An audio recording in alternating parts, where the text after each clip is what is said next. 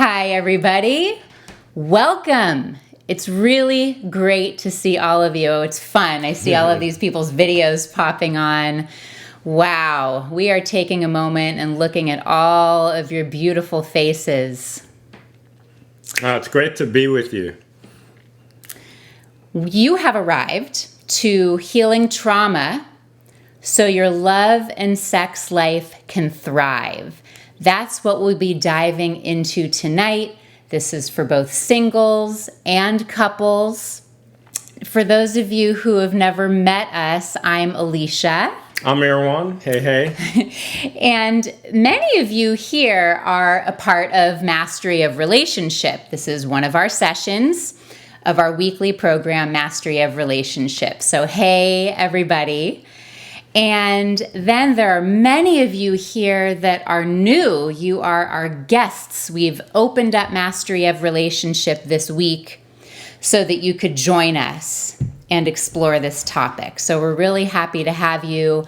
You may have found out about us through a friend or on Eventbrite or Meetup or Facebook or Instagram or wherever on the internet, right? Google. So we're happy to have you here. And okay, so here's how tonight's going to go. We're going to introduce ourselves, and then we'll go into a guided meditation and really ground and start to experience the topic that way. Then we'll continue to explore. Erwan and I will present on healing trauma so your love and sex life can thrive, and we'll do some writing exercises. Those of you that are new, we've got an incredible opportunity for all of you to take this work even deeper into your lives. And then we'll do some Q&A, which is an opportunity for you to share or ask us questions about what's coming up for you. So that is what's on the menu for tonight. All right, I'm going to let these people in here. So let's say a little bit about ourselves. Over the last 25 years, Erwan and I have supported over 12,000 singles and couples in having thriving romantic and sex lives. So people come to us for all sorts of reasons. I mean, they want to have great romantic relationships and sex lives. Some of you are single and you want to get your dating life rolling and meet the one and develop a relationship successfully. Others of you are in a relationship and you want to take that relationship to the next level in terms of chemistry, connection, communication, passion, whatever it is. And along with all of these goals come sexual challenges, psychological challenges, so we deal with all of that. And we have a method that we use to address all of your goals and all of your concerns. And I'm going to tell you a little bit about that right now. So the first part of our method is consciousness, bringing consciousness to your hidden relationship patterns. And that's really what we're going into tonight. Now, you may have noticed that no matter where you are in the world or how old you are or whatever's going on, you kind of carry something along with you. Our conditioning from our past, it tends to play out in relationship. And the reason it's so important to address it is because it's the linchpin to so many of our relationship issues. Now here you can see these are probably the two biggest patterns that people play out from the past. You know, oh my God, I have a pattern. It's often an avoidance pattern, avoiding even getting into a relationship or avoiding intimacy if you're in a relationship, or some kind of blaming, aggression, attacking. So we're going to get very deeply into that tonight. And tonight's topic is mostly about the first part of our method. It makes it much easier to learn skills romantically and sexually when you're really aware of your underlying patterns and you have some facility with them. So we're really focusing on that tonight. The second part of our method is contact, making deep contact with yourself, your being, your spirit, your soul, whatever you want to call it. When you approach relationship with that connection, it tends to go much better and you tend to really enjoy it more. The third part of our method is chemistry. So, that falling in love, juicy chemistry feeling that you have in relationship, how can you actually deliberately turn that up and keep it on high in your relationship life? Then the fourth part we call choreography, which is moving through the stages of relationships successfully. Having the skills to date and really get to know the person, having the skills to commit and get into that long-term relationship and have it really thrive. The fifth part of our method is cultivation of your sexual potential. So with all the presence and the contact and the skills and the communication, you can really bring your sex life to new heights. We have a very juicy event coming up about that shortly, but we'll tell you a little bit about that later. We're going to cover, in a certain sense, the more important stuff tonight, because this is the stuff we really have to sort out to have all of that kind of fun. So you might have noticed in the method, there's an order to it. There's a method to the madness. There's an order of sorting oneself out and being conscious and present and learning how to engage in chemistry and turn on and relationship and sexuality. So let's say a little bit about ourselves. I'm going to make Erwan start. All right. You're going to hear some about my childhood today, and it was pretty intense. So I'll save that for later tonight. But you'll hear a bunch about that. The good part is that it threw me into the world of growth and development. I got a degree in psychology. I received 15 years of psychoanalysis up to 4 times per week. I took every workshop on the planet, started teaching for the world's largest transformational organization, did that for a number of years, lived in a Zen monastery, was director of a yoga ashram. So, I've been around the block, and it started in a really difficult place. And I've also received trauma therapy, by the way. We'll talk a little bit about trauma therapy. Some of you may want or need trauma therapy, and if you think you're in that camp, we have referrals and recommendations for you, because if you need it, you should get trauma therapy. We're both psychologically trained, but we're not trauma therapists. So I have, as Erwan said, a background in psychology, master's degree, training as a therapist. So that's my background. I was thinking about this topic that we're exploring tonight, trauma. And there's so many different types of trauma.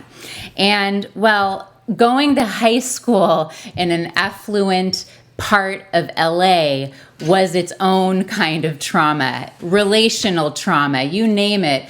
Unexpected breakups and gossip, and most girls had some form of an eating disorder, and there was all this comparison. And I will never forget the day after I was suddenly broken up with by my hot older water polo player boyfriend guy, right? He suddenly breaks up with me. It was the worst thing that ever happened to me, and I had to go to school the next day. Puffy. I wish that was the worst thing that ever happened to me. I know. We're going to cover the wide range of trauma. I know. Well, look at this. Look at this face, How could you break up with this face, So I had to go to school. I had red puffy eyes. And the first thing that my best friend said to me when I got to school is, Alicia, everybody's saying that he actually has been seeing Whitney on the side, and that's why he broke up with you. Trauma, right? It really, really impacted my romantic relationships. I lived to tell the tale, learned a lot how to deal with that kind of trauma and how it affects relationships. So we're here to support you in that now this evening. Let's see if there's anything else to say. I think we're going to go right into the meditation. So I want you, wherever you're sitting, to get comfortable. Yeah. Either you can uncross your legs, have your feet on the floor. If you're sitting on a couch, just make sure you're really ready to sit for a little while. We're going to put on some music and lead you through a meditation now. Really let your body be comfortable.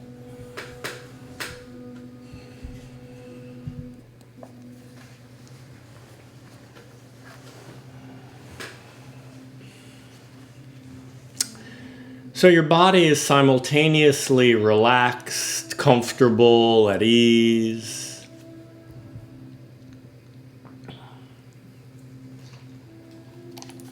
But also upright. You're also alert.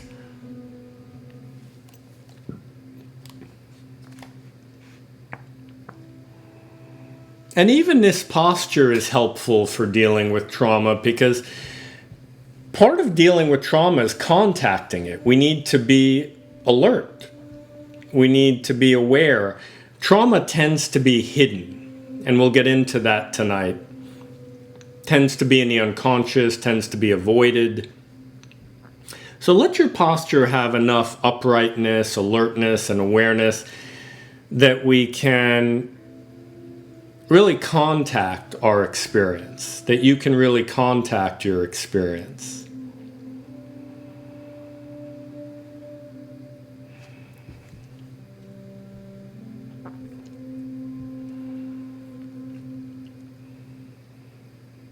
We need to contact those memories, those imprints in the body, those emotions.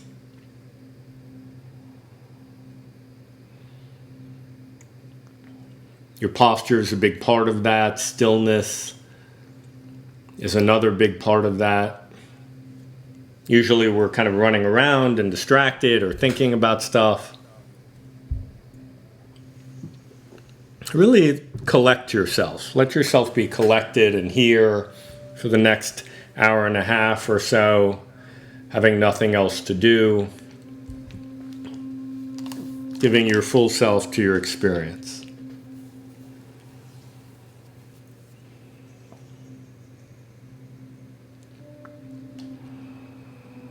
Sort of harnessing your attention. When I lived in the Zen monastery or the ashram, we called it concentration. Letting yourself be really concentrated. Concentrated on what? Your body, your experience, the now. Not on thoughts, not on things that are not happening. Your body is happening, it's real. You're having whatever your experience you're having, that's real. Your thoughts are just thoughts. Concentrating on what's happening is the key to the unconscious.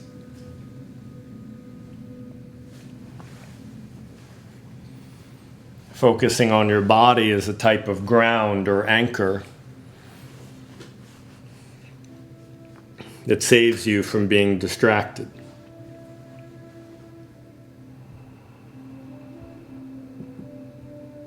And even here, as we start the session, it's a session on trauma, so feelings might be coming up, or memories, or events from the past. You just let that happen. It's fine.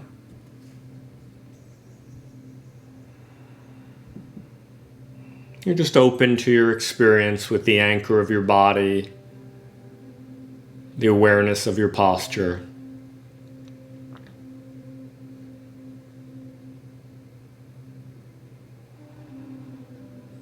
It can be a little bit risky to be still, because it opens the door to the unconscious. There's nothing complicated about meditating, but it's not easy.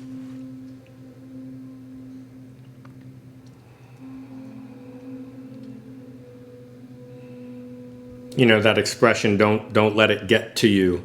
Well, meditation is kind of like letting everything get to you.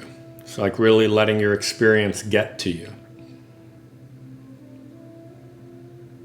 Really touching it.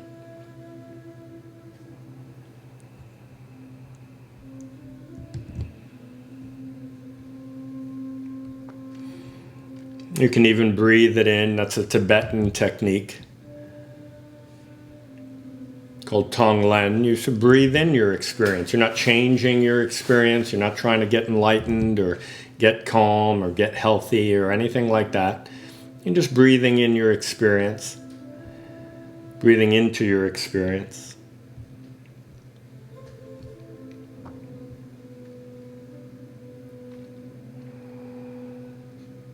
And if you stay concentrated and still, you'll notice that your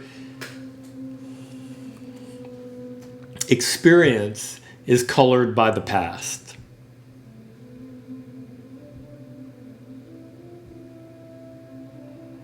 Maybe a little bit, maybe a lot. But it's a kind of filter or an overlay.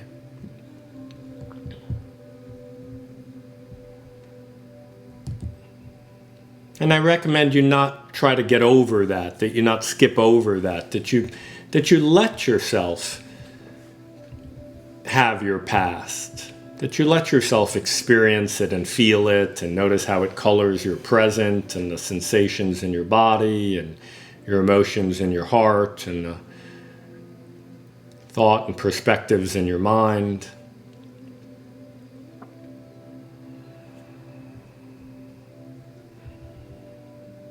I'm not saying believe it, but I am saying be friendly with it, be compassionate.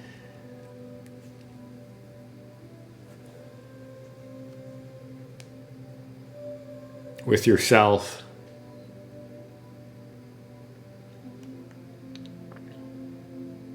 And with your past, it's coloring your present.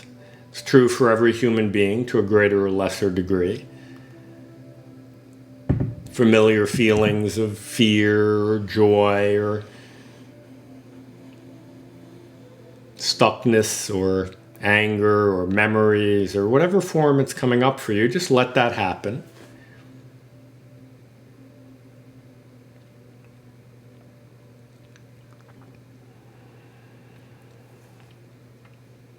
So you can have a contact with we could say your mind or your ego or your, in Mastery of Relationship, we say your relationship blueprint. We could just say your past.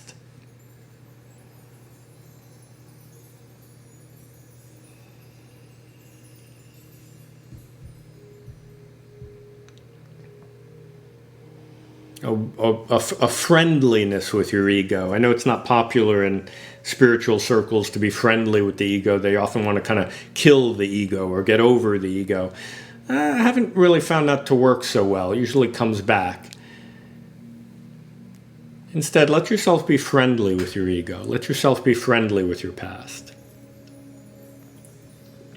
What does it feel like in your body? Is it pleasant? Is it unpleasant? You feel it in your heart, in your knee, in your head. Does it come with pictures or memories?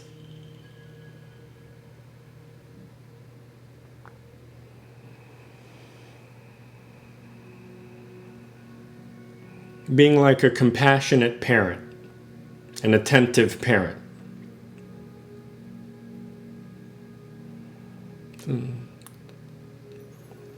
Healing trauma is a type of reparenting.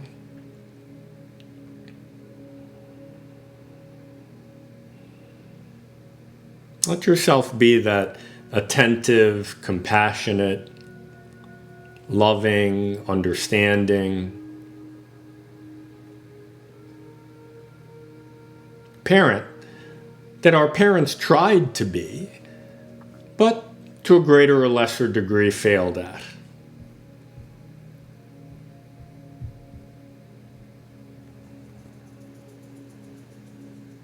Now it's on us. Just take a deep breath, let yourself feel that.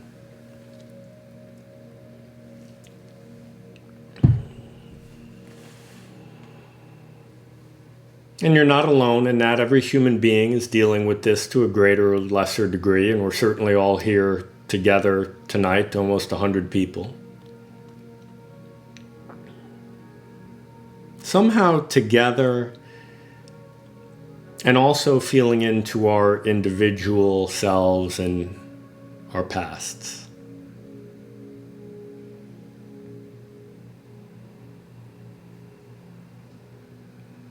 Not avoiding it, not acting it out. Even breathing it in, welcoming it. The anxiety, the fear, the pictures, the memories, the distortions, the good times, the bad times.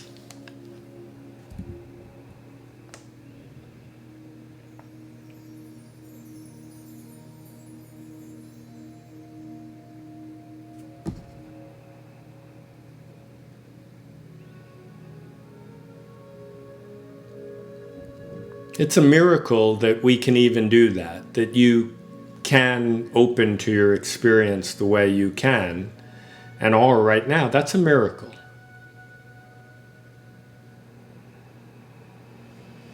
It's not easy. But notice the healing effect of doing it consciously, with awareness, with love, with tenderness, together as a group, not being alone.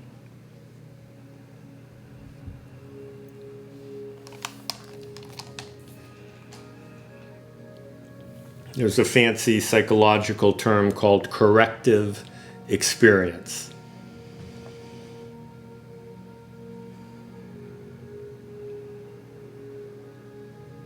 Corrective experience is necessary for trauma.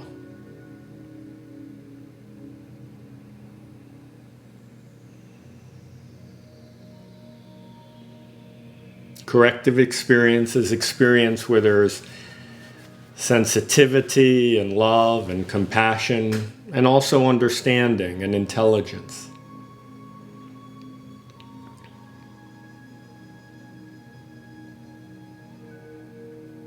Notice how that feels in your body.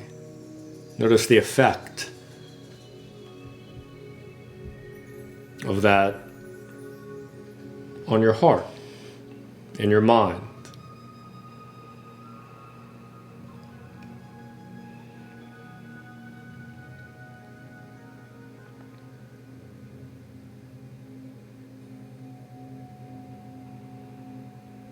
There's no limit to how much tonight could be impactful for all of us, how healing.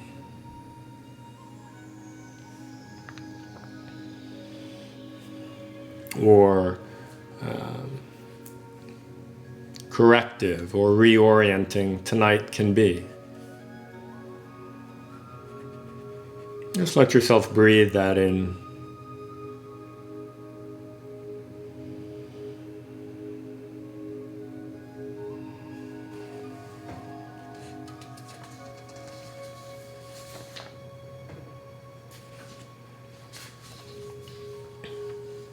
And in a moment or two, we'll begin the teaching part, but we've already begun that.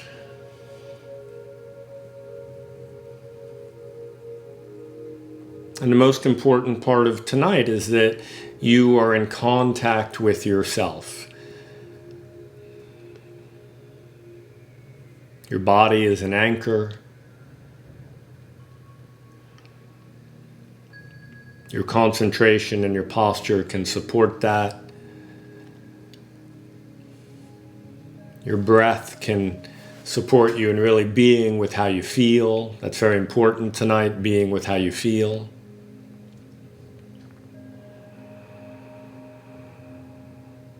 Taking your thoughts with a grain of salt is also very important tonight.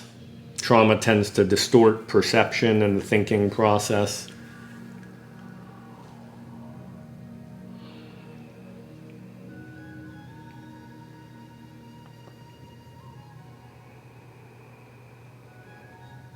But stay with yourself and your experience and your present and your past so that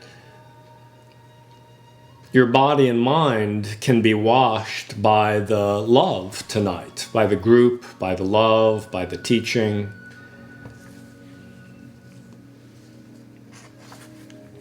We always say the student is more important than the teacher.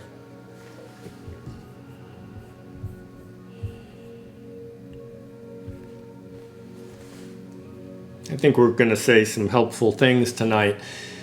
But you want to be in that place where you're so open and so feeling that even if we just sat here silently for the next hour and a half or so, you just get your life out of it. That kind of openness is very healing, that kind of trust. And it's trusting us, but more than that, it's trusting yourself. And more than that, it's trusting something nameless, something infinite.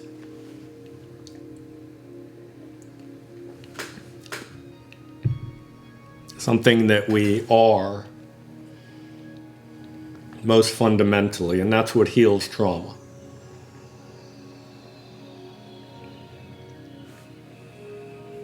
And just let your eyes gently open, very slowly, so that there's going to be colors and things and objects. Let them all come to you. Let yourself stay with the meditation. Let yourself stay in an upright posture. Let yourself stay relaxed. Let yourself stay concentrated. Feeling your body. I should say sensing your body. Sensing your body, feeling your heart, open-minded.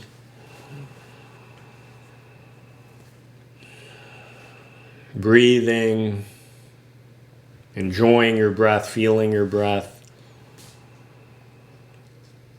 Now, trauma has a very wide range of meanings. If we look in the dictionary, a deeply distressing or disturbing experience, right? Like the death of a child.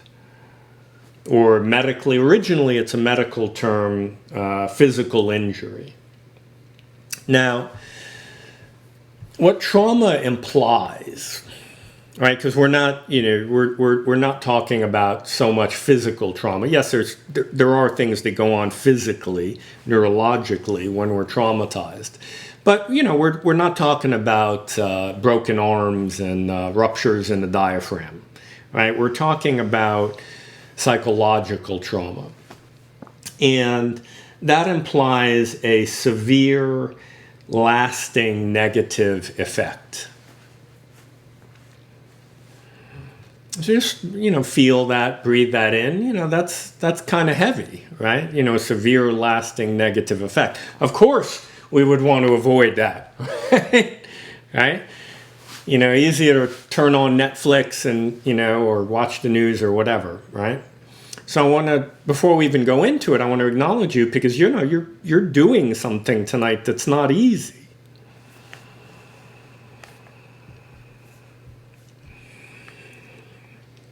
Now, I should also say that not all conditioning is trauma, right? Human beings, we get conditioned, we learn things, we have patterns.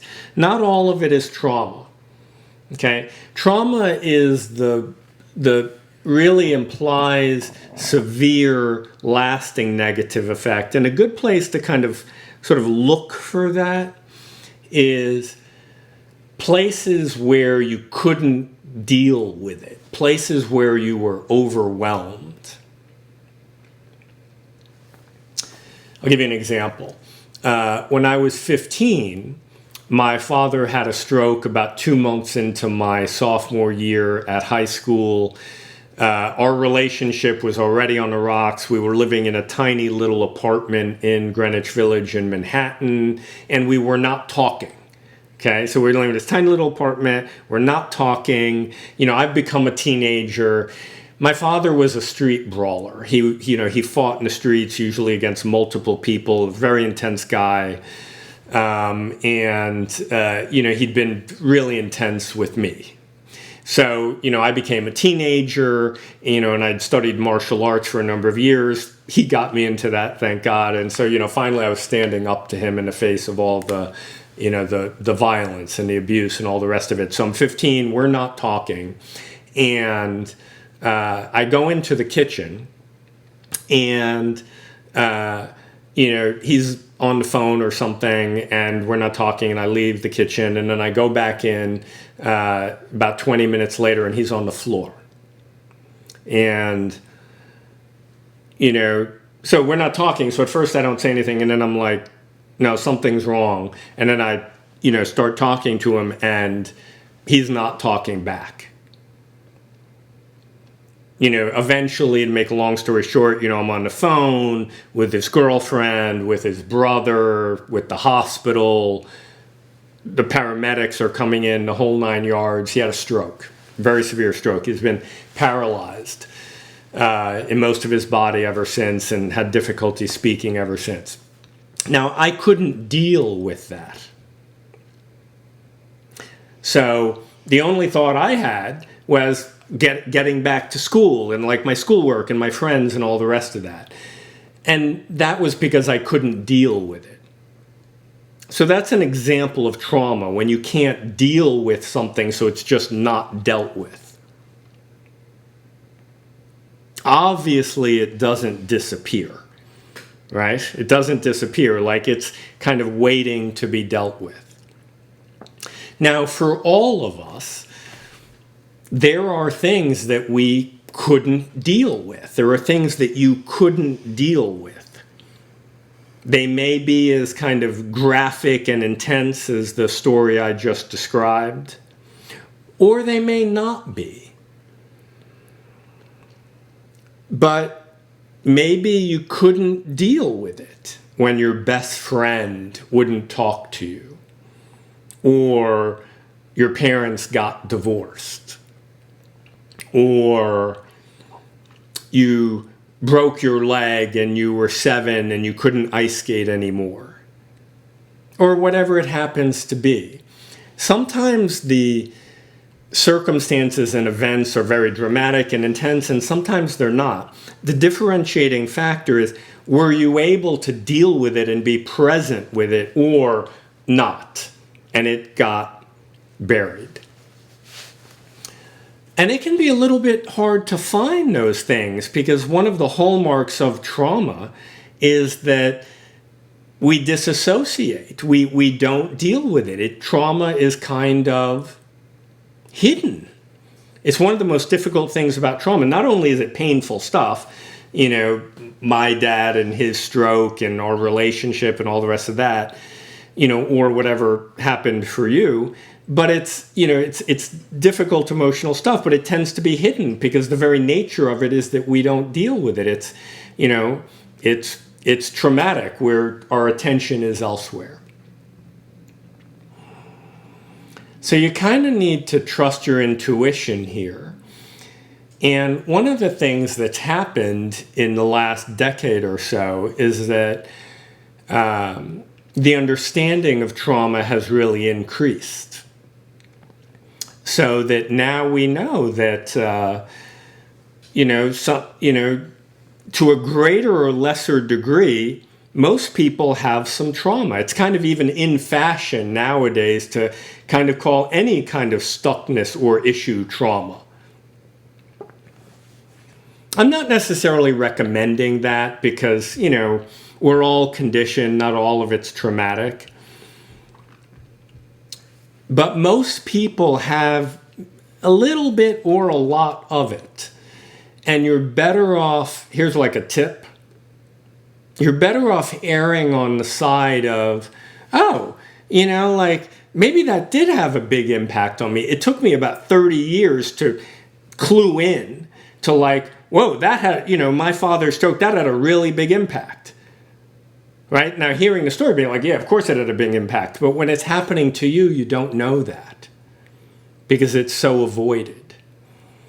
So the tip is, if you're not sure, err on the side of being overly cautious. You know what I'm saying? If there's smoke, coming from the kitchen, and kind of, you kind of smell smoke, better off calling the fire department than just ignoring it and hoping it's okay. All right, and if it's nothing at all, and it was just some incense or something like that, fine. Fire department can leave, not a big deal. But the thing about trauma is it tends to be hidden. So you kind of want to give yourself the benefit of the doubt. So a useful operative definition or way of distinguishing trauma is things that you couldn't deal with. And what you'll find is those things that you couldn't deal with, they're playing out unconsciously in your life. They're playing out,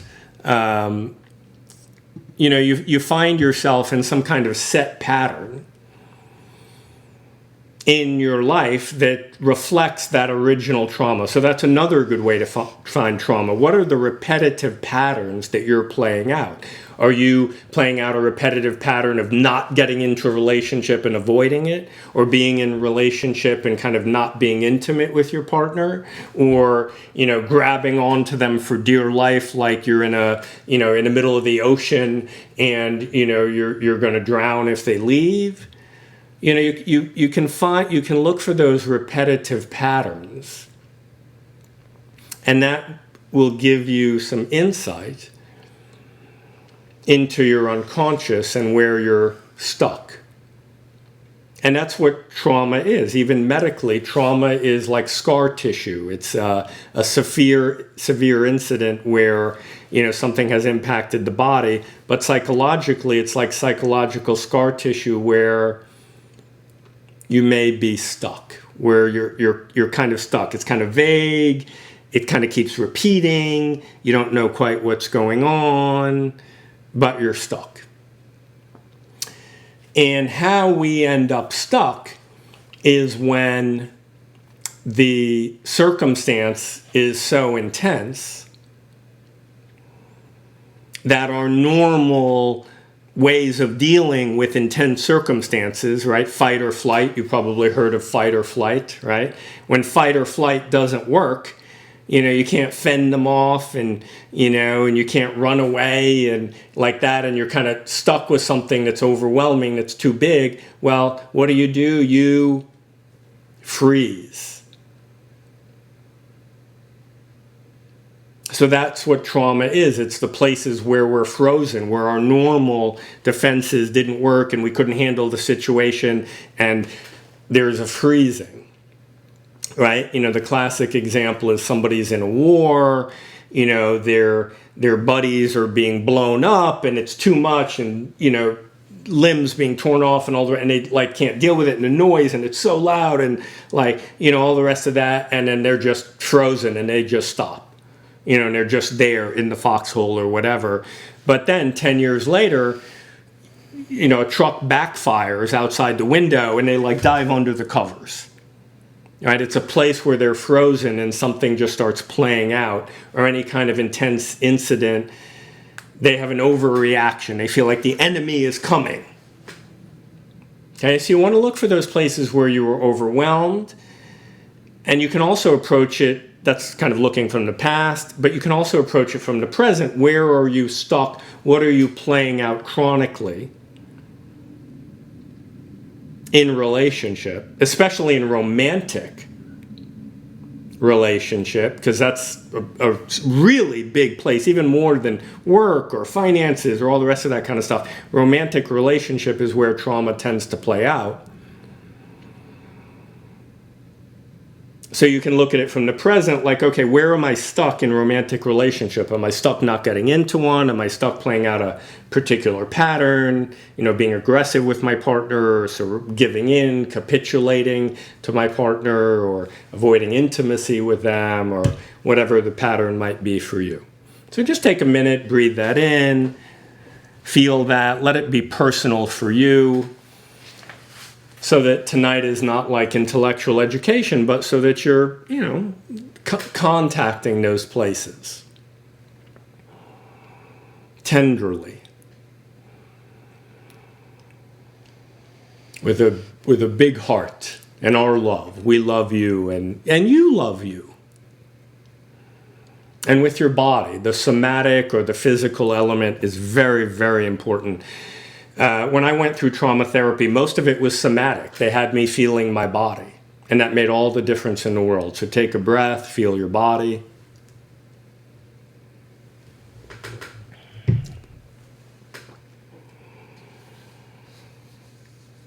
So extreme blaming or avoiding are big signs of trauma. There was a couple that I worked with a few years back, and whenever they would come to the sessions, she would be like so excited to dive in and talk and hash things out. And what we learned in this process was that I'll call him Kenneth, okay? He experienced kind of like Erwan's father, his dad was very intense with him. He was loud, he yelled, he hit, he was unpredictable. Kenneth never knew when something was going to start coming at him or his dad was going to get mad and about something. And Kenneth's older brother took the stance of fighting and arguing and this and that, and Kenneth was so scared. And he was like too small to fight, couldn't go anywhere because he was too little, and his way of dealing with it was to hide under his desk and just play and create fantasy worlds in his mind. That's all he could do to deal with this very intense traumatic relationship he had with his dad. So you fast forward a bunch of years, and here he is in this great relationship. And the pattern that came up was that anytime she wanted to talk about something, and his partner is an attorney, she likes to argue and hash things out and discuss, and she's like, I still remember she was so gregarious. He would freeze and back away and kind of go into his man cave and not want to talk. And I have this image that they would describe where his little room, whatever, his man cave was down in the basement, and he'd be backing down the stairs and she'd be following down the stairs trying to talk. There was an issue. He couldn't do anything else but back away or hide when she just wanted to talk about something, because it reminded him so much of the trauma of relating with his father, and he couldn't even distinguish between the two. He was stuck. There's a great question in the chat. Corrective experience is necessary for what? It's necessary for getting unstuck. It's necessary for those patterns that we're playing out. We actually have to go back and feel them in a positive way. Right? With somebody else usually. Usually it doesn't work to do it on our own, because usually it happened in relationship with somebody else or with a group like we're doing here tonight. And to go back to those memories, those experiences, but there's understanding and there's care and there's love and there's feeling. Then it goes kind of back into the brain, if you will, but it goes back in a healthier way. It's not avoided and popping out almost by accident when something triggers it. So corrective experience is going back to a very painful memory in a very positive, loving, supportive environment. And then when those memories are triggered, it's not so, we're not so reactive with them. There's more presence, there's more consciousness, the truck backfires. And we kind of go, oh, I feel a little anxious here, but oh, that's a truck. Oh, and that's my memory. And we're not so thrown into the automatic behavior. So that's what corrective experiences is useful for. And like all sessions of mastery of relationship, we're talking about something, but really we're experiencing something together. Right? There's information, but the experience, the contact is more important. Right? We're not interested in you can look on the internet if you want a bunch of information, but we're actually healing tonight. We're having a corrective experience for all of us, including for Alicia and I. It's a great question. All right.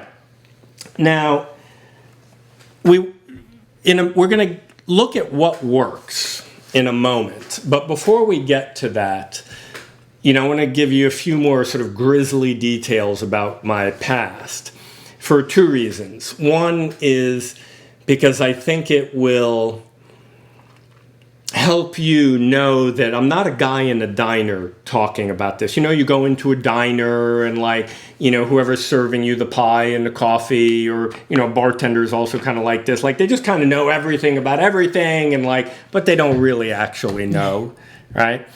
But, I've actually been through very, very traumatic situations and trauma therapy and 15 years of psychoanalysis and all the rest of that. So I'm not speaking from something I read on the internet. And your experience and your difficulty is also not something abstract or unreal.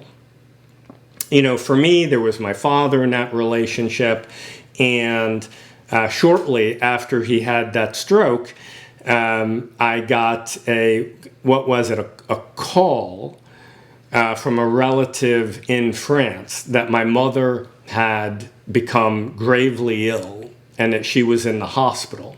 I hadn't seen her for 8 years from when I had actually seen her briefly during those 8 years, but for the most part, I hadn't seen her for 8 years because she left for France when I was 7, which was really beyond traumatic. A child and their mother leaving is, we don't have the time tonight for me to get into that. So just fast forward to 15, and there's a call, and she's dying in the hospital in France. And for whatever reason, my father was handicapped at that point, but my uncle decides to send me off to France on my own. So I go to France. I'm 15. I'm on my own. I smuggled drugs into France. I could have been, who knows what could have happened. But, the customs didn't pick it up, all the rest of that kind of stuff. And I'm staying in hotels in bad parts of town, all the rest of that, finding my way to Bordeaux. And visiting her daily in the hospital, but she's unconscious.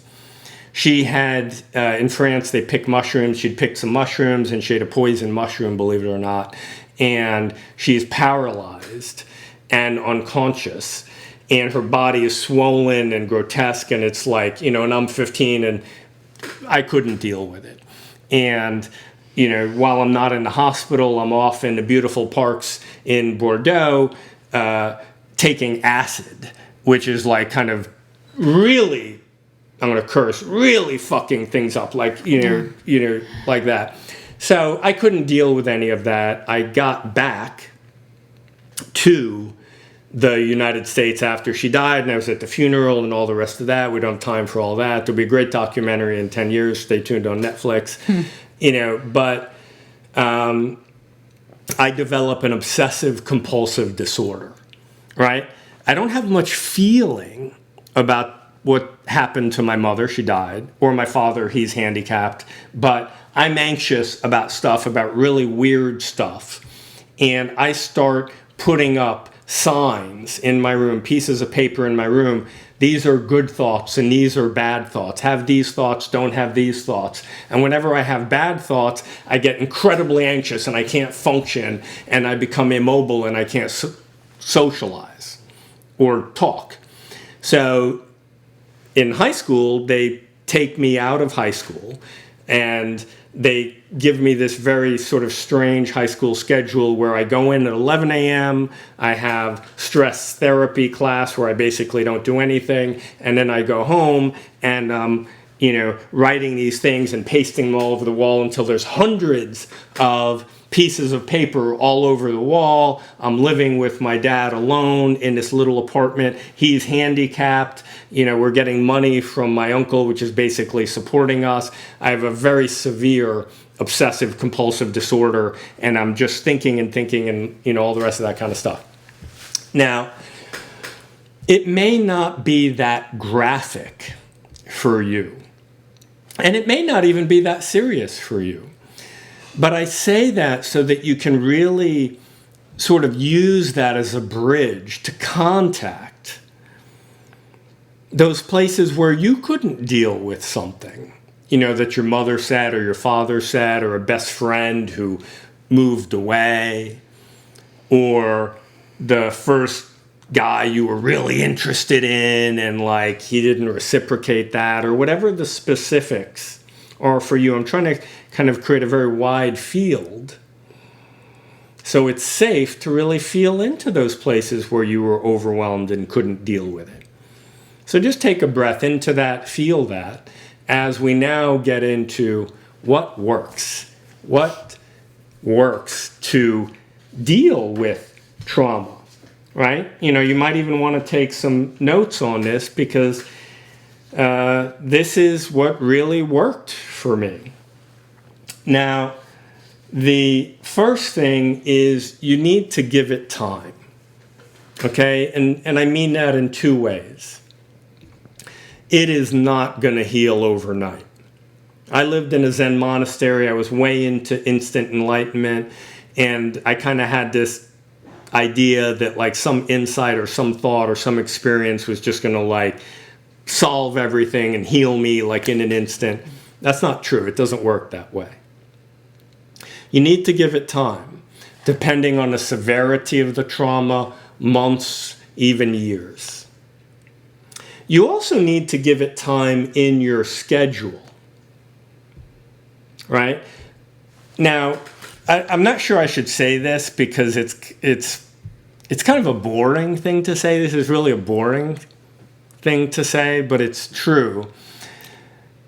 Most people don't have their lives set up to have enough time to deal with their traumas, or even enough time to have a healthy relationship. So to whatever degree you want to have a great relationship with somebody, or you're traumatized, it actually takes time. You have to have time each day to feel into things and go for a walk and spend some time at the beach, maybe being with the sunset, or being with some trees, or talking to your best friend, or coming to a class like Mastery of Relationship. It actually takes time. It's kind of a boring thing to say, but it's really important, and that's why I put it first on that list. Now, if we continue down that list, the next one is don't look for support from people who can't help. Right? One of the things we tend to do is we look for love in all the wrong places, or we look for support in all the wrong places. Right? With trauma, your relationship partner is not going to be that much of a help if you're in a relationship. Sometimes we try to get, help from our boss at work or something like that. So you don't want to look for support in the wrong places, because, they're really not going to be able or equipped to support you to whatever degree you have trauma, right? So, there's trauma therapists. We can refer them to you if you like. There's healthy healing environments if your trauma is not that severe, like Mastery of Relationship.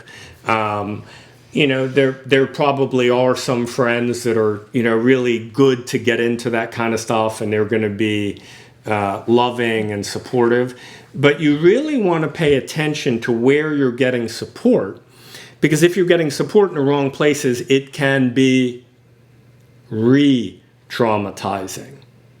Okay, and you don't want that. You don't want to bring your tenderest, deepest, most wounded feelings on your first date with somebody, and then you find out that they're not at all equipped to handle that, and it's not appropriate for the first date, and then you leave that date feeling rejected and they didn't love you, and like that. Okay. Now, the next one is seeing through your feelings. This is a particularly important one, so we're going to show you some graphs for this. I have just a fantastic wife, Alicia. She is just absolutely awesome. She's like a magician of being, full of love. She had a relatively healthy upbringing. Really, thank God. She's just like a being of love, right? And my past, my mother, oh, did we show folks this picture? We didn't. Okay, good. So here's Alicia. She's a being of love. She's a wizardess. She's just kind of radiating that. I get to have her in my life every day. It's awesome. But sometimes it doesn't feel like that. Sometimes it feels like my mother. Okay? Sometimes, and you might have noticed this for yourself, like how you feel just doesn't match the circumstance. You're with somebody and they're being friendly, and for whatever reason, you feel angry or you feel scared. And sometimes the feeling doesn't match the circumstance, and we don't even know that it doesn't match the circumstance. We're just kind of, sort of, taking the current situation and the past situation and putting them together like a multiple exposure. In fact, this is the case for human beings most of the time. And we don't even know it. The past is coloring our present. We're interacting with somebody in front of us as if they were somebody in the past. So you really need to see through your feelings. That doesn't mean discount your feelings or ignore them. You need to really welcome them and sense them and feel them, but not believe them, right? The man that I was sharing about earlier, Kenneth, who I used to work with, he and his relationship partner, this is the example. I mean, she would walk into the kitchen. So she walks into the kitchen. She says, hey, babe, did you pick up the car today? It was at the mechanic. And his reaction was, inside, oh my God, she's yelling at me like she's about to go off on me. This is crazy. I got to get out of here. And he turns to leave the kitchen in the face of a question about did he pick the car up, and he was able to stop. Okay, I feel like I'm being attacked. I'm terrified. Those are my feelings. And he could see at the same time, she's asking me about the car. She's not even saying I did anything wrong. That's seeing through your feelings. So take a minute, and it takes a lot of humility to kind of own that. The places where we're experiencing something that's not actually happening. But it's very adult. It's very mature. It shows great humility, great wisdom to be able to do that, to notice where you're having a multiple exposure kind of experience. And romantic relationship is the place where that tends to come up the most for people. Now, the fourth element of what works is what we've been talking about all evening, which is corrective experience. Corrective experience implies contacting those memories, those places where we feel upset or confused or we don't know what's going on, and then bringing awareness, consciousness, love, and contact with another human being or a group where we have a positive experience while those memories or issues are kind of up for us. That's corrective experience. And that can happen in a one-on-one kind of setting, and it can also happen in a group setting. You may be noticing some of that happening for you even here tonight, right? That's our intention tonight. We don't want to talk to you about something, but, to really be here together most profoundly in our hearts. Healing, really healing together. So corrective experience is very important. You don't want to avoid it and just kind of go on. You want to deal with it in a healthy way. Now, the next one is resetting the brain with practices, okay? Now, the thing about trauma is that trauma doesn't just apply to the thinking brain or the neocortex. If it's trauma, it's really gotten into the limbic brain or the mammalian brain or the older brain. And it might have even gotten into the reptilian brain. So you actually need to work with it at more than a conceptual level. As human beings, we can think. I don't know any other species that can think as well as human beings. So we tend to lean on that. We tend to over-lean on that. Throughout all of that difficult stuff, believe it or not, I went to a specialized high school, the number one high school in the United States, and got really good grades, believe it or not, somehow with my going in at, for one class. And then I went to University of California and got honors and Phi Beta Kappa and all the rest of this kind of stuff. I'm not saying that as some kind of braggadocio.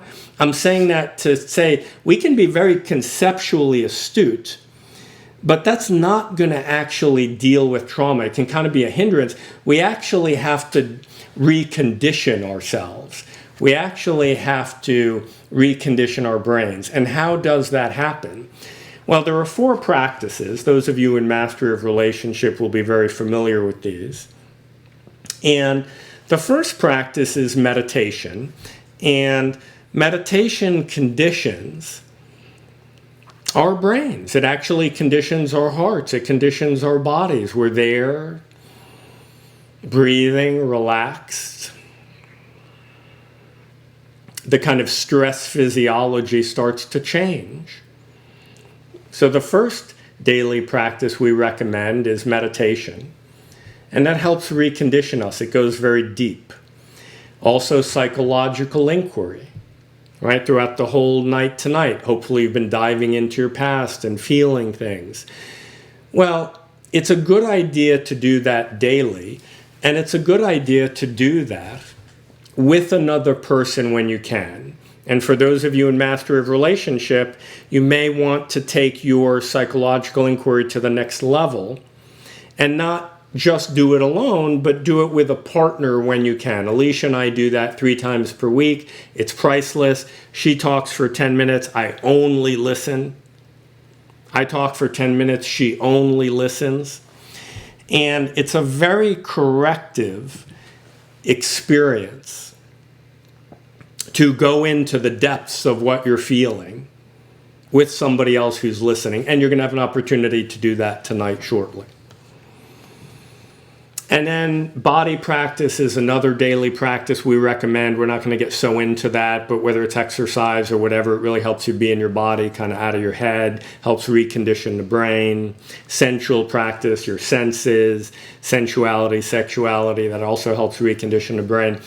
But our point number 5 is that you've got to deal with it at more than a conceptual level. You've got to deal with it experientially and really recondition those older parts of the brain. It reminds me of a couple that we worked with several years ago, and she really, really, really wanted to learn how to enjoy her sex life and her sensual life and her marriage that she'd been in for a bunch of years. Now, this woman just wanted to go straight into the sensual stuff and really get into her body. So there they are. They're in our sensuality expansion program where we train people into those types of skills. And this woman, she was 45 when she came in. Massively successful CEO of a huge company, had made her fortune, very productive, and all she wanted was for her husband to man up, and be masculine and take control so she could relax. Many of you might be able to relate to that. It's a really common goal that a lot of women have. Is I want to relax and surrender. I really want him to take the masculine role. And, some people have the opposite. But so her history, this is interesting, right? Because she had a hard time relaxing. And her history involved being a part of a family with maybe 2 or 3 siblings, parents, they were very well off. Her father was very successful. And then something happened. Her father had an accident. He wasn't able to work anymore. There was a huge shift in their family. They were struggling financially. It tore the parents apart. It was like this huge crisis that happened in her family when she was about 9 years old. And she was really impacted. When she was 9, and she shared about this, she made the decision, this will never happen to me again. And her mom had said, never rely on anyone. You have to do it yourself. So she was walking around with that. And then you fast forward, she's 45, she's made it, she's done it all herself. But she has a problem. She really wants to relax and let go and surrender. And I still remember, so we worked with a lot of that through talking, and a lot of that's really important to feel into. And then she was doing one of the practices with her husband that Erwan was just talking about, this touching, sensual touch practice. And she was fully clothed. He was simply touching her, one hand on her heart, one hand on her abdomen, and we were sitting up, supporting them verbally.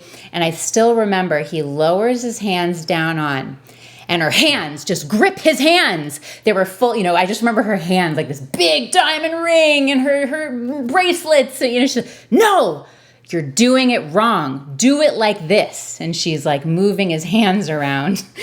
He's like not getting to step up at all, right? He's like, right?